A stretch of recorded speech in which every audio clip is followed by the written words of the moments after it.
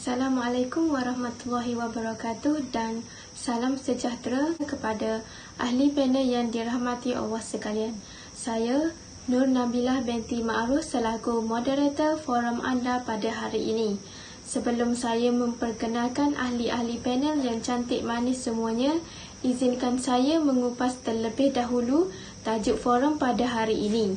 Tajuk forum berkisar tentang pembangunan lestari. Di sini, kita akan mengupas 4 soalan berkaitan dengan pembangunan lestari. Dunia hari ini menyaksikan kita berhadapan dengan pembangunan yang begitu pesat berlaku di dalam dan di luar negara yang mengancam kemusnahan alam sekitar terutama sumber tanah. Kita semua tahu bahawa konsep pembangunan lestari atau berterusan ialah pembangunan yang memenuhi keperluan generasi masa kini tanpa menjejaskan kepentingan generasi yang akan datang. Namun begitu, pada hari ini konsep pembangunan lestari jarang sekali digunakan dalam membangunkan sesebuah pembinaan. Hal ini kerana mereka tidak dapat memenuhi prinsip-prinsip pembangunan lestari yang betul. Baiklah, sebelum kita memahami dengan lebih mendalam berkaitan dengan topik ini, saya akan memperkenalkan 4 orang ahli panel yang akan mengupas tajuk ini. Panel yang pertama Dayan Nur Aisyah, panel yang kedua Nur Ayuni Syariah, panel yang ketiga Aimuni Syarah dan panel yang keempat Nurul Hadirah. Kembali kita kepada topik forum pada hari ini. Ahli panel sekalian, keterhakisan sumber tanah yang berlaku telah menyebabkan pencemaran alam sekitar di Malaysia dan apakah isu-isu semasa yang dikaitkan dengan masalah ini? Bagi menjawab persoalan ini, izinkan saya mengajukan soalan pertama kepada ahli panel pertama, Dayan Nur Aisyah. Mohon saudari jelaskan tentang soalan tersebut. Silakan saudari. Terima kasih kepada saudari moderator kita, Aimuni Syarah atas soalan yang diajukan. Saya, panel pertama, Dayan Nur Aisyah binti Awang Acem di 2020-109-4309 akan membahaskan isu ini dengan lebih lanjut. Assalamualaikum dan selamat sejahtera saya ucapkan kepada moderator dan para panel sekalian. Okey, berbalik kepada soalan moderator kita tadi, iaitu keterhakisan sumber tanah yang berlaku menyebabkan pencemaran di Malaysia dan apakah isu semasa yang dikaitkan dengan masalah ini. Sebenarnya, keterhakisan sumber tanah atau hakisan bahasa mudahnya difahami sebagai pemusnahan muka bumi oleh ejen yang sekaligus mengangkut bahan yang telah termusnah. Walau bagaimanapun, dalam proses hakisan, ia melibatkan pemusnahan dan pengangkutan sama ada oleh hakisan air hujan, aliran air sungai atau aktiviti hakisan air bawah tanah. Lantaran itu, hakisan boleh difahami sebagai proses pemusnahan dan pembentukan bentuk muka bumi di kawasan lain yang disebabkan oleh tindakan air mengalir yang bermula dari air hujan yang menimpa permukaan bumi sehingga terjadi pembentukan air mengalir. Para panel sekalian, keterhakisan sumber tanah ini boleh kita kaitkan dengan aktiviti manusia iaitu pembalakan. Pedemangan pokok secara besar-besaran untuk aktiviti eksploitasi ekonomi oleh para pembala ini telah mendedahkan kawasan tersebut kepada hakisan. Kawasan tersebut akan hilang perlindungan pokok. Keadaan ini akan menyebabkan air larian permukaan tidak dapat meresap masuk ke dalam tanah akibat tidak mempunyai akar tumbuhan yang menyerap air. Proses hakisan ini tidak terhenti begitu sahaja. Sekiranya hujan yang turun di sesuatu kawasan dalam jangka masa yang lama dan kebetulan kawasan berkenaan merupakan kawasan yang tidak mempunyai tumbuhan, maka kejadian banjir kilat dan air larian permukaan akan terjadi. Para panel dan moderator, jadi bagaimana keterhakisan sumber tanah ini boleh kita kaitkan dengan isu bencana alam yang melanda negara kita sekarang, iaitu banjir. Kejadian banjir besar yang berlaku di Pahang dan Johor seperti yang kita alami sekarang merupakan lumrah yang perlu kita tempuhi pada setiap tahun. Walau bagaimanapun, terdapat sebuah trend membimbangkan yang agak jelas berkaitan dengan fenomena banjir ini. Frekuensinya semakin kerap dan impaknya semakin buruk dengan kemuncaknya pada bulan Januari tahun ini sahaja lebih 20,000 mangsa banjir di 6 negeri dipindahkan ke pusat penempatan sementara, terutamanya di sekitar negeri Pahang, Perak, Terengganu dan Johor. Banjir bukanlah satu perkara yang asing bagi kita. Tinggal di kawasan beriklim tropika, monsun timur laut yang berlaku antara November hingga Mac setiap tahun pula membawa taburan hujan bulan 600 mm sekaligus, membawa ancaman banjir di kawasan rendah. Seterusnya, isu yang paling kita ingati iaitu tragedi buruk yang berlaku di sebuah kawasan pedalaman dalam daerah Kampar Perak. Banjir lumpur yang berlaku telah meragut sebanyak 44 nyawa. Keadaan berlaku tanpa diduga. Sebelum itu, tiada siapa menyangka bahawa sungai yang mengalir tenang boleh bertukar menjadi teramat ganas. Hentaman balak hanyut yang ditebang oleh pihak pemaju menyebabkan 30 buah rumah musnah, manakala puluhan penduduk yang berdekatan turut menjadi mangsa. Panel sekalian, tragedi Pos Dipang mencatatkan korban terbesar akibat banjir lumpur itu dilaporkan berkait rapat dengan aktiviti pembalakan yang berleluasa oleh pihak tertentu di kawasan terbabit. Bagaimanapun dalam setengah keadaan sebenarnya, bencana alam yang berlaku bukanlah kerana kebetulan atau takdir yang ditentukan. Kegiatan pembalakan dan penerokaan mendatangkan kemusnahan besar. Kejadian banjir dan tanah runtuh sering dikaitkan dengan kerakusan menjarah hasil hutan tanpa sebarang rasa tanggungjawab. Okey, seterusnya saya serahkan kepada moderator kita. Terima kasih kepada panel pertama kerana telah memberikan penjelasan yang baik. Demikian tadi penjelasan tentang soalan pertama. Seterusnya saya mempersilakan panel kedua, Nur Ayuni Syariah, untuk menjawab soalan kedua, iaitu jelaskan faktor-faktor berlakunya keterhakisan sumber tanah.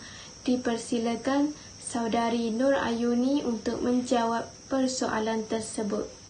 Terima kasih saudari moderator kita Nur Nabilah. Terlebih dahulu saya memperkenalkan diri. Nama saya Nur Ayuni Syariah binti Amdan, memegang nombor kad matrik di 2020-109-4337. Baiklah, hari ini kita akan teruskan forum dengan menjawab persoalan yang dilontarkan oleh saudari moderator, iaitu apakah punca ataupun faktor keterhakisan sumber hutan ini. Pertama sekali disebabkan oleh kekayaan sumber perkayuan. Seperti yang kita tahu, negara kita sendiri, Malaysia, mempunyai sumber kayu keras yang berharga. Oleh hal yang demikian, bekalan sumber hutan yang banyak dan pelbagai menyebabkan hutan-hutan diteroka dan berlakunya kekurangan terhadap sumber hutan. Jika saudara-saudari di luar sana ingin tahu, contoh kawasan pembalakan yang terdapat di Malaysia adalah kawasan pedalaman Pahang, Sarawak dan Sabah. Bagi faktor yang kedua adalah disebabkan oleh permintaan kayu kaya yang tinggi. Untuk pengetahuan saudara-saudari, Malaysia mendapat permintaan yang tinggi dari Jepun dan Eropah. Malah harga kayu keras Eropah amat tinggi di pasaran antarabangsa. Oleh itu, perkara ini membolehkan Malaysia memperoleh keuntungan yang tinggi melalui sumber hutan ini. Selain itu, faktor kemudahan sokongan yang baik, misalnya rangkaian jalan raya dan landasan kereta api, memudahkan kayu balak ini diproses dan dijual. Dalam pada itu, kemudahan pelabuhan juga sangat memudahkan proses pengeksportan hasil kayu balak ke luar negara. Faktor yang selanjutnya adalah disebabkan oleh galakan kerajaan. Kerajaan telah menetapkan peringkat proses pengeksportan kayu ke luar negara. Sehubungan dengan itu, Lembaga Perindustrian Kayu Malaysia (MTIB) ditubuhkan oleh kerajaan bagi mempromosi dan mencari pasaran baru hasil perhutanan. Bukan sahaja itu, Institusi Penyelidikan Hutan Malaysia (FRIM) ditubuhkan menjalankan penyelidikan dan pembangunan atau lebih dikenali sebagai R&D. Hal ini kerana untuk mewujudkan penghutanan lestari. Faktor yang terakhir adalah disebabkan oleh kemajuan teknologi. Kemajuan dalam pembalakan, Malaysia secara tidak langsung mendorong keterhakisan sumber hutan ini. Sebagai contoh, teknologi seperti mesin gergaji, jentera penarik, lori pengangkut dan helikopter membantu dalam memasuki kawasan pedalaman seperti Sabah, Sarawak. Malah, teknologi lain seperti pembiakan bagi penghasilan balak yang bermutu tinggi turut dilakukan. Jelaslah di sini, sumber daya bumi diambil dan dieksploitasi atas keperluan ekonomi. Hal ini kerana pembangunan lestari perlulah seiring dengan kelangsungan ekonomi. Dan juga diakui persekitaran yang baik serta kondusif amat sesuai untuk sebarang pembangunan. Tetapi tidak dilupakan juga, pembangunan yang baik pasti dapat mengekalkan dan memelihara persekitaran. Setakat itu sahaja perkongsian saya berkenaan dengan faktor keterhakisan sumber hutan. Saya serahkan kepada saudari moderator kita untuk meneruskan perbincangan pada hari ini. Terima kasih kepada panel kedua atas penjelasan yang panjang lebar berhubung dengan mengapa isu-isu semasa dikaitkan dengan keterhakisan sumber ini boleh berlaku. Saya yakin dengan keadaan yang berlaku ini akan mendorong kepada berlakunya masalah yang dikaitkan dengan alam sekitar. Kesan yang negatif ini akan menjejaskan kepada kemusnahan sumber hutan akibat keterhakisan tanah. Oleh itu, pelbagai langkah perlu diatur untuk mencapai pembangunan lestari demi kelestarian sumber alam yang berterusan. Soalan seterusnya ditujukan kepada ahli panel ketiga iaitu Saudari Aimuni Syarah bagi menjawab persoalan apakah strategi pembangunan berterusan bagi memelihara alam sekitar. Dipersilakan ahli panel ketiga untuk menjawab persoalan ini. Terima kasih kepada moderator. Sebelum itu saya akan memperkenalkan diri saya. Nama saya Aimuni Syarah binti Abdullah, memegang nombor kad matrik D2020-1094348 selaku panel 3. Baiklah, strategi pembangunan bagi memelihara alam sekitar menerusi langkah-langkah perundangan iaitu yang pertama, Akta Perhutanan Negara 1984, Pindaan 1992. Akta ini digubal untuk mengadakan peruntukan bagi pentadbiran, pengurusan dan pemeliharaan hutan dan pembangunan perhutanan dalam negara Malaysia bagi maksud berkaitan. Akta ini menetapkan bahawa sesiapa yang didapati melanggar larangan seperti memasuki hutan simpan, kekal, melakukan aktiviti penebangan atau memindahkan sebaran hasil hutan boleh didakwa di mahkamah dan boleh didenda maksimum sehingga RM50,000 atau 2 tahun penjara atau kedua-duanya sekali. Seterusnya, melalui langkah pengurusan hutan pula ialah mengamalkan kaedah penebangan hutan iaitu sistem pengurusan memilih. Bagi sistem pengurusan memilih, satu inventory dibuat di sesuatu kawasan yang hendak ditebang berdasarkan maklumat inventory yang diperoleh. Dua kaedah penebangan diamalkan iaitu yang pertama, kaedah Polychaeta. Kaedah Polychaeta diamalkan di kawasan yang kaya dengan pokok dagangan yang muda, sebilangan kecil pokok sahaja yang telah dipilih dan ditanda akan ditebang. Pokok-pokok tersebut mestilah cukup umur dan ditanda akan ditebang dan mempunyai diameter minimum antara 45 cm hingga 50 cm. Pusingan tebangan yang diamalkan dalam kaedah Polychaeta ialah 30 tahun di Semenanjung Malaysia dan 25 tahun di Sabah dan Sarawak. Seterusnya adalah sistem Sebaya Malaya. Sistem Sebaya Malaya digunakan di kawasan yang tidak mempunyai pokok dagangan muda. Sistem ini menetapkan dirian baki 32 pokok sehektar selepas penebangan pokok dilakukan. Kaedah lain yang diamalkan dalam pengurusan hutan yang lestari dan berkekalan di Malaysia ialah kaedah silviculture. Silviculture ialah satu cara pemulihan hutan yang melibatkan penubuhan ladang hutan, pertumbusaran, penjagaan dan penggalian sesuatu di dirian hutan dengan teratur. Melalui kaedah ini, satu projek pembekalan kayu telah dilancarkan dalam tahun 1982. Projek tersebut bertujuan untuk membekalkan bahan kayu, industri dan memenuhi keperluan tempatan.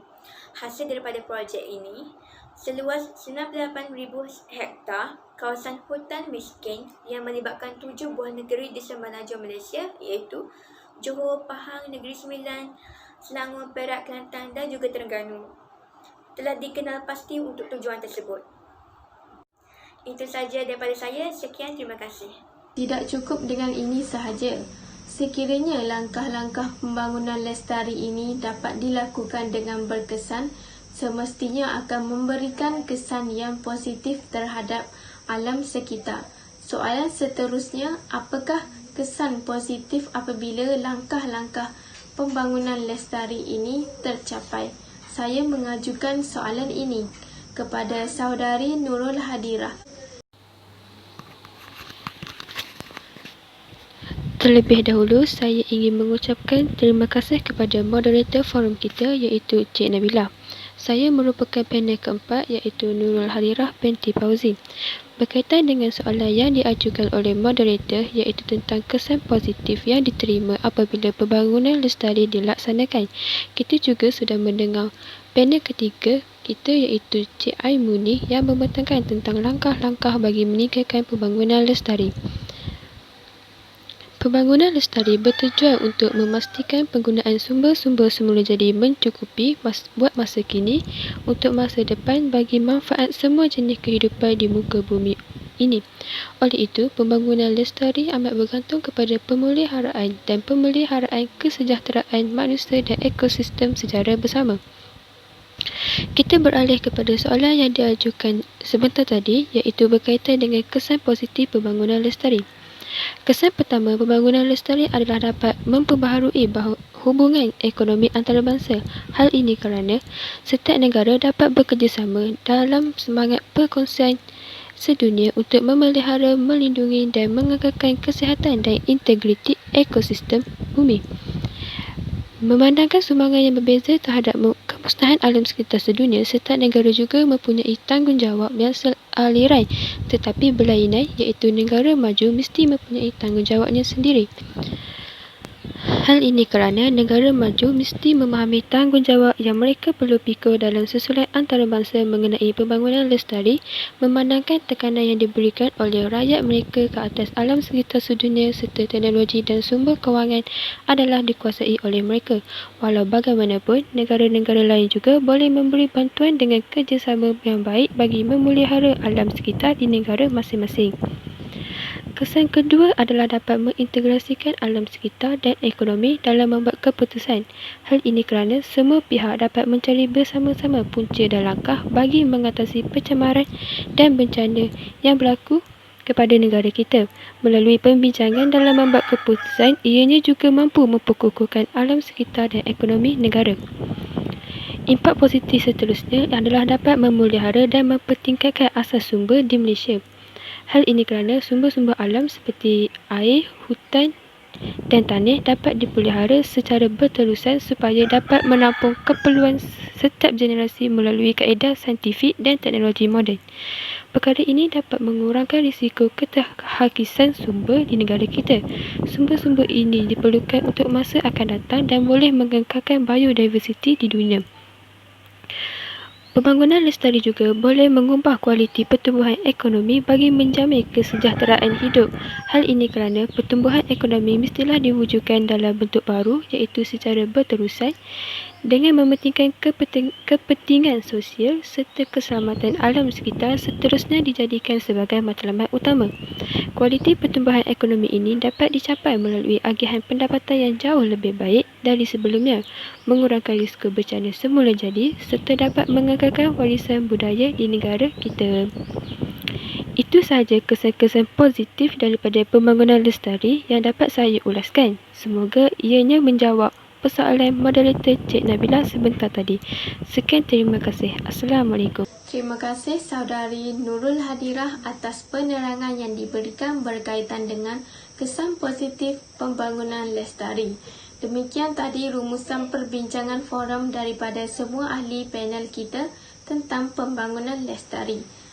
Secara konklusinya, pembangunan lestari ini amat penting yang bertujuan untuk memastikan penggunaan sumber-sumber semula jadi mencukupi buat masa kini dan buat masa depan bagi manfaat semua jenis kehidupan di muka bumi ini. Oleh itu, pembangunan lestari amat bergantung kepada pemeliharaan dan pemeliharaan kesejahteraan manusia dan ekosistem secara bersama. Polisi Malaysia mengenai pembangunan lestari jelas disebut di dalam Rancangan Malaysia ke-7. Pelan tersebut juga menerangkan langkah-langkah yang diambil untuk memberi penekanan terhadap pembangunan lestari semasa awal tempoh Rancangan Malaysia. Kita sudah sampai ke penghujung forum. Jadi di sini saya ingin mengucapkan terima kasih kepada ahli-ahli panel kerana sudi berkongsi maklumat dan terima kasih kepada anda yang sudi mendengar forum hari ini. Izinkan saya menyampaikan serangkap pantun. Dari Kedah ke Pekansari, beli suasa di Kota Tinggi. Selesai sudah tugas diberi, di lain masa bersua lagi. Sekian, terima kasih dan Assalamualaikum.